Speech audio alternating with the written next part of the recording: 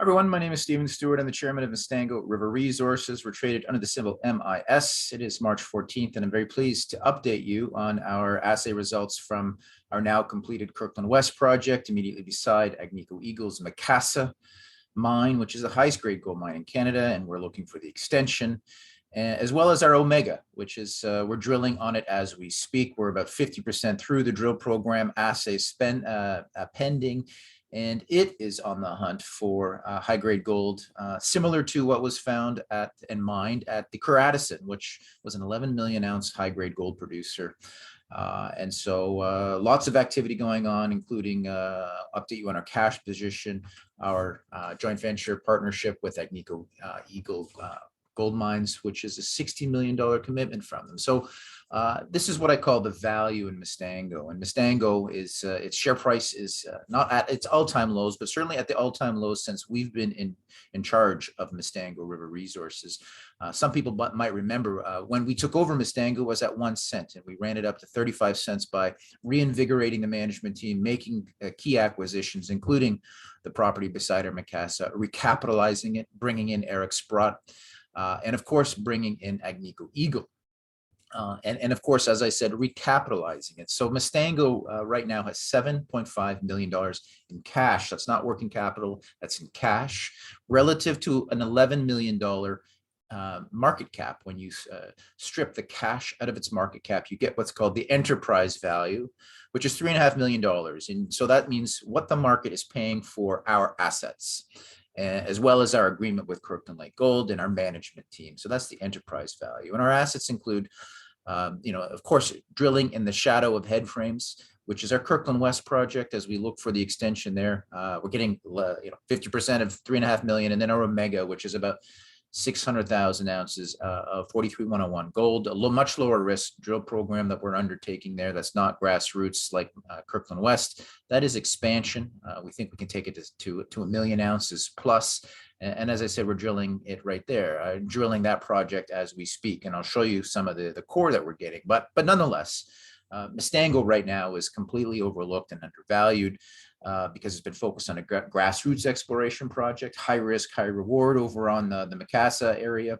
But now we're focused right now on our Omega, which, as I said, is lower risk. But the company is quite strong, and the value opportunity from shareholders coming in is again, I think, quite strong, considering the vouching of approval that we've got from Mr. Sprott and Agnico Eagle behind our management team. And again, our management team is founded in the org group. And as I said, we took over Mistango when it was 1 penny.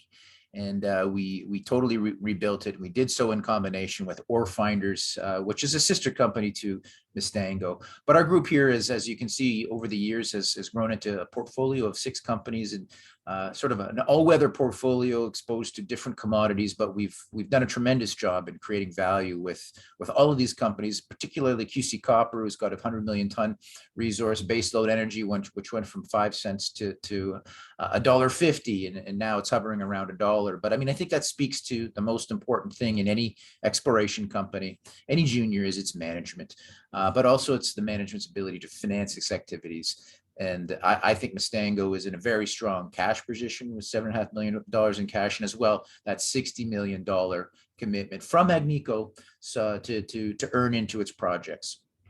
This is what the company looks like. As I said, we've got about a pretty tight structure at 140 million shares outstanding and not too many warrants and options. So I think a little bit of action, a little bit of excitement in this company could go a long way. There's nothing materially different from where we were here at 35 cents. In fact, we didn't even have this agreement with Agnico Eagle at this point in time.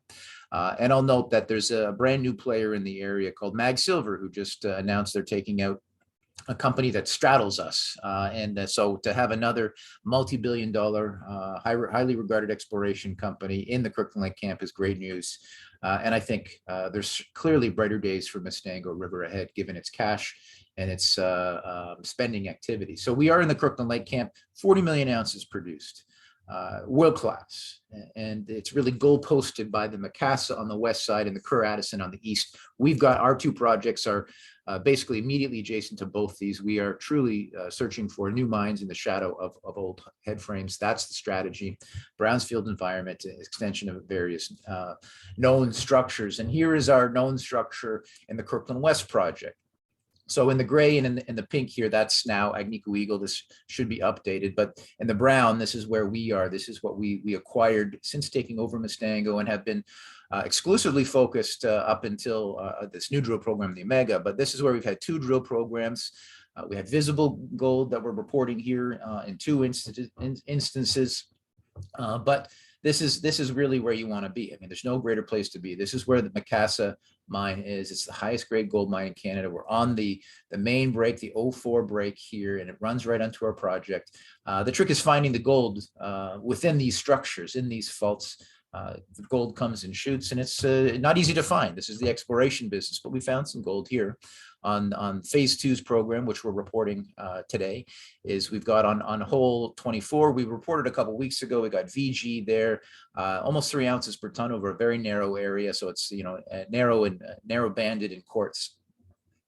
And you can see another hole 21 also hit. We think it's likely the same structure, but we're reporting we saw VG in it. I'll show you the image of it, but we actually, when we sent it to the lab misplaced it or stole or had the assay stolen. And when we had to re-quarter the sort of re-half the core, if you will, we sent it, we got very modest 1.1 gram over 3 meters, so which is very peculiar. So we don't really know the true value of this hole in terms of assays because the VG portion of it was stolen, which was very disappointing. So, but nonetheless, we think that this structure here is quite mineralized. These are the VG holes, 1 and 24, and this is the 1 and 21 that is either misplaced or stolen. But we cannot find this assay. But nonetheless, we see very clearly that that's gold, and it appears to be along the same structure. So this is a section here of 21 and 24. 25 also hit very good structure, but again, we didn't get much gold, very modest gold here. So it's patchy gold, but nonetheless, gold we've shown here comes west of the Atacogami fault, which is this structure that's always confounded geologists in terms of this north-south structure that cross-cuts these main faults here, and it's been difficult to pick up. The good news is we picked up high-grade gold, but we need more of it, clearly. So, you know, the search continues on the Kirkland West project. In the meantime, we are drilling on our Omega project, and the Omega is about just under 600,000 ounces of 43-101, probably an average all-encompassing grade of about 2 grams per ton. It's relatively near surface. It's a former producing mine. We have a pretty good understanding of the controls and how the mineralization runs on here, which I'll show you. Before we do, though, again, this is Agnico Eagle and their Upper Beaver project, which is their secondary project in the Kirkland Lake camp. This is the Omega here, which is 100% owned by Mistango, and we're completely straddled, as I noted before, by a new entrant called MAG Silver. MAG just acquired or just announced the intention to acquire this project from Gatling Resources. So they're a multi-billion-dollar company, so it's nice to see another deep-pocketed company come into the area. Clearly, they see something there. The Larder Lake project has about 1 million ounces. Clearly, the Omega is quite strategic to it, and it's also beside our sister companies, McGarry, which again, in turn, is immediately adjacent to the Kerr Addison. And the Kerr Addison is quite famous in its days. It's a very storied mine here in Canada, produced 11 million ounces.